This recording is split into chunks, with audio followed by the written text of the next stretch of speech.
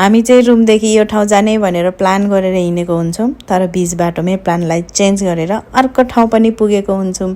Hello everyone, सेवा नमस्ते नमस्कार, welcome back to my TikTok mini ब्लगमा। सो अहिले चाहिँ हामी रुमदेखि चाहिँ खारेबी जाने भनेर हिँडेको, अनि अहिले चाहिँ यहाँ साउजीको खिसुक्सामा गएर चिसो पानी खायौँ। अनि यहाँ चाहिँ भाइ पनि जानुहुने थियो, अनि भाइ चाहिँ रेडी हुँदै थियो र भाइ रेडी भएर पनि हामी यहाँदेखि चाहिँ हिँड्यौँ खारेबी जाने भनेर। तर जाँदा जाँदै हामीले प्लान चेन्ज गरेर लु हुइजङ्गु जाम भन्ने भयो। लु जाम न त भनेर चाहिँ अनि यहाँ हुइजङ्गुतिर लाग्यौँ खारेबी जाने प्लान चेन्ज गरेर। अनि त्यता लाग्यौँ। गर्मी चाहिँ यतिसम्म थियो कि गर्मीको त सिजनै थियो कि, तर घाम पनि यतिसम्म लाग्यो।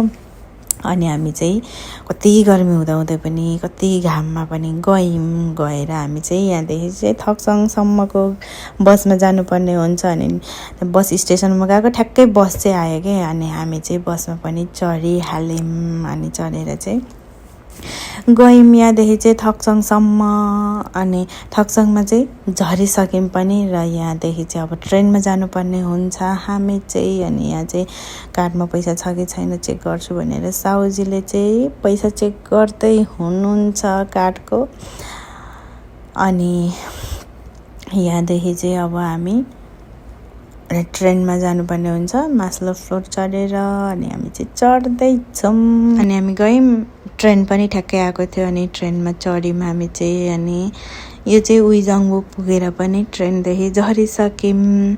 अब त्यहाँ त भिडियो गर्नु मिलेन, अनि अवस्था पनि थिएन, पुरै सिट नभएर चाहिँ उभिएर जाँदै थियौँ। अनि अब यहाँदेखि चाहिँ बाहिर निस्किनु पर्ने हुन्छ। यहाँ चाहिँ कार्ड हान्नुपर्ने हुँदो रहेछ। अनि यहाँदेखि चाहिँ हामी बाहिर गयौँ। अनि यहाँदेखि चाहिँ हामी बाहिर निस्किएर चाहिँ अति गर्मीकै फेरि यो दिनको गर्मी। अनि यहाँदेखि चाहिँ हामी गर्मी नसकेर उता गएर यता कोरियाहरूले चाहिँ खोलामा होइन क्या, यो रोड छेउमै यस्तै पानी चिसो पानी बगेको जस्तो गर्दो रहेछ। अनि यहाँ चाहिँ कोरियनहरूले पनि खुट्टा दुबाउँदै बस्दै इन्जोय गर्दो रहेछ। अनि म पनि एकछिन खुट्टा दुबाएर इन्जोय गरेँ, चिसो पानी थियो। अनि हामी यहाँदेखि लाग्यौँ। भाइले टोपी किन्ने कुरा भयो, अनि टोपी एकछिन यताउति हेऱ्यौँ। हेर्दै अनि साउजीले चाहिँ लु सुन्दै पो खानु जाम भन्यो।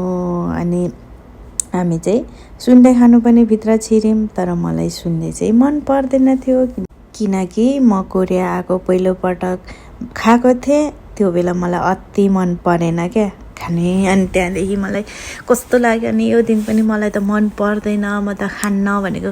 कहाँ, यो त हाम्रो लागि त एकदम मिठो, हामी त यो त सधैँ खान्छौँ भन्दै साउजीले चाहिँ भन्यो। अनि म त खाँदिनँ होला भन्दै सुन्दै चाहिँ आइसक्यो।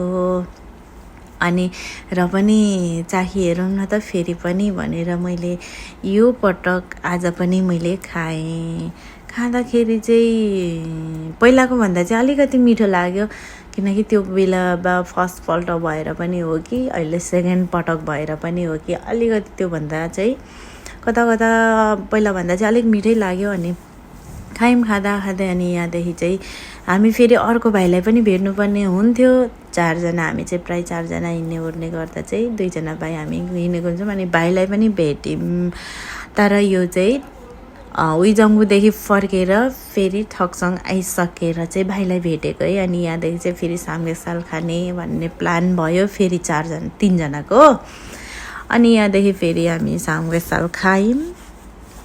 अनि सामगेसाल खाँदै इन्जोय गऱ्यौँ। अनि म चाहिँ यहाँनिर पल्टाउने ओर्ने काट्नेतिर पनि लागेँ। गफ गर्दै सामगेसाल खायौँ।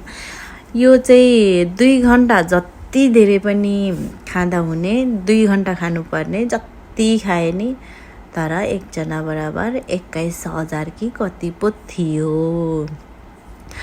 अनि तर यहाँ चाहिँ समय 2 घन्टा त भन्दो रहेछ, तर त्यति धेरै 21,000कै खानु चाहिँ नसकिने रहेछ है, किनकि यो मासु धेरै खानु सकिँदैन नै, अनि त्यति धेरै चाहिँ खानु नसकिने रहेछ।